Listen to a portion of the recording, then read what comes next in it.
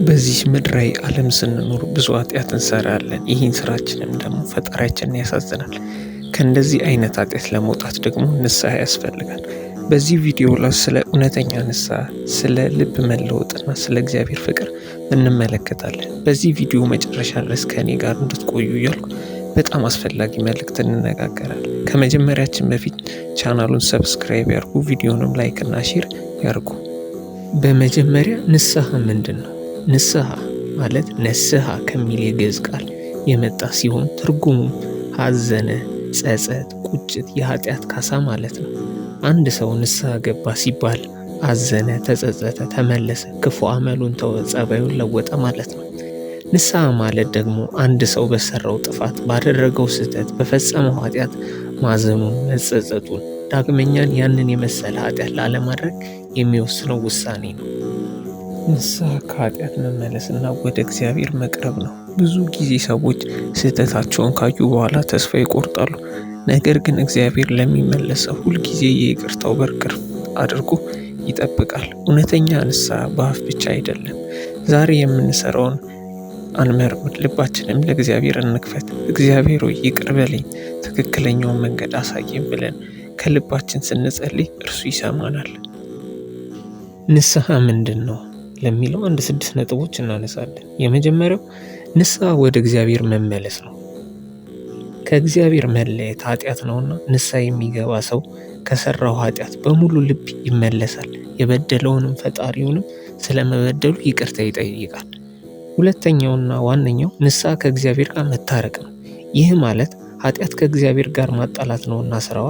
ሰው ኃጢአትን ከእርሱ ካላስወገደ የእግዚአብሔር ማደሪያ ሊሆን ስለማይችል ከእግዚአብሔር ጋር መታረቅ ማለት የእግዚአብሔር ማደሪያ ለመሆን መዘጋጀት ነውና ንስሐ መግባት ያስፈልጋል። ሶስተኛው ንስሐ ከኃጢአት እንቅልፍ መንቃት ነው። ኃጢአት በመንፈሳዊ ሕይወት ማንቀላፋት ነውና ኃጢአተኛ ያለበትን ስፍራ አያውቀውምና በንስሐ መቀስቀስ ያስፈልገዋል። ይህ ዋነኛው ነገር ነው። ሐዋርያው ቅዱስ ጳውሎስ ከእንቅልፍ የምትነሱበት ሰዓት አሁን እንደደረሰ ዘመኑን እወቁ ብሎ ተናግሯልና። አራተኛው ደግሞ ንስሐ ወደ መንፈሳዊ ሕይወት መመለስ ነው። ኃጢአት የነፍስ ሞት ናት። ቅዱስ ጳውሎስ በኃጢአታችን ሞተን ሳለን ክርስቶስ ሥጋችንን ተዋህዶ ሕያዊ አደረገን፣ አዳነን ብሏል። ስለዚህ ንስሐ መንፈሳዊ የሕይወት ትንሣኤ ነው። ኃጢአት ደግሞ በመንፈሳዊ ሕይወት ሞት ናት። አምስተኛና ዋናው ብዬ ማስበው እውነተኛ ንስሐ ኃጢአትን ከተወ በኋላ በፍጹም መልሶ አለመስራት ነው። ኃጢአት መተው ማለት አንዱን ኃጢአት ትቶ ሌላውን ኃጢአት ለመስራት የሚመጣ ሐሳብን፣ መሻትን ሁሉ ከልብ ማስወገድ ያስፈልጋል። በቃ ነቅለን ማስወጣት ያስፈልጋል። ስለዚህ ኃጢአትን ፈጽሞ መተው እንጂ ከአንዱ ወደ ሌላው የኃጢአት አይነት እየተዘዋወሩ ኃጢአትን መስራት ንስሐ አይደለምና ይህንን አውቀን ጨርሶ መተው ይገባል። ስድስተኛው ንስሐ ከሚመጣው የመጨረሻ መከራ ሐዘን መዳኛ መንገድ ነው። የነነዌ ሰዎች ከኃጢአታቸው የተነሳ የእግዚአብሔር ቁጣ እንደመጣባቸው በነቢዩ ዮናስ አማካኝነት በተሰበከላቸው ጊዜ ሊወርድ የነበረውን የእሳት ዝናብ ለመዳን የቻሉት በንስሐ ለቅሶ ነው። እኛም ይህን አውቀን በንስሐ ለቅሶ ራሳችንን ከሚመጣው ነገር እንታደግ እያልኩ፣ ስለዚህ ሁላችንም ይህንን አውቀን ንስሐ በመግባት ወደ ፈጣሪያችን እንመለስ። አንድ ሰው ነበር። በዓለም ደስታ ውስጥ ሰላምን ፈልጎ የዞረ፣ ገንዘብ፣ ጓደኛ፣ መዝናኛ ሁሉንም ሞክሮ ግን ልቡ አልረካም። አንድ ሌሊት ብቻውን ተቀምጦ ሲያስብ የልቡ ውስጥ ባዶነት ተሰማው። እግዚአብሔር ሆይ አንተን ትቼ ርቄ ነበር አለ። ከዚያም በኋላ በእንባ ጸለየ። የተሰበረ ልቡ ቀስ ብሎ ሰላም መሞላት ጀመረ። እግዚአብሔርም እንዲህ አለው፣ ወደ እኔ የሚመጣን አልጥለውም።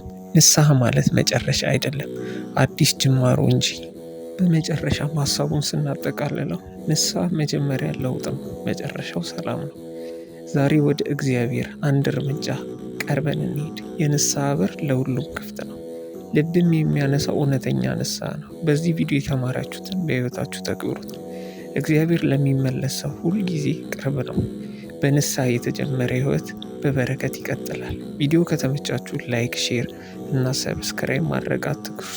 እግዚአብሔር ባለንበት ሁላችንን ይጠብቀን። አሜን።